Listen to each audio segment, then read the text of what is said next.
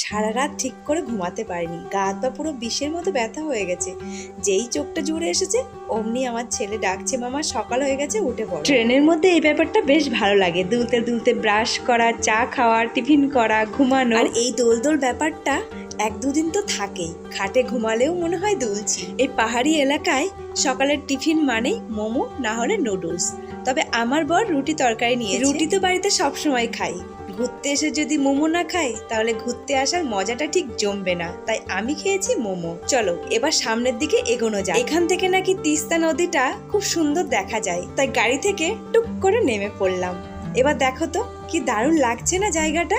এবার একা বেঁকা রাস্তা দিয়ে উঠছে ওপরের দিকে। তোমাদের সঙ্গে তো বলাই হয়নি, আমরা যাচ্ছি শিটং এ ঘুরতে। আর এই জায়গাটার নাম কি জানো? আমি তো বারবার ভুলে যাচ্ছিলাম। আমার ছেলে এডিট করার সময় বলছে, মামা এই জায়গাটার নাম চুচেডুঙ্গা। আসলে এই যে ওপরে পাথর দেখছো, এটা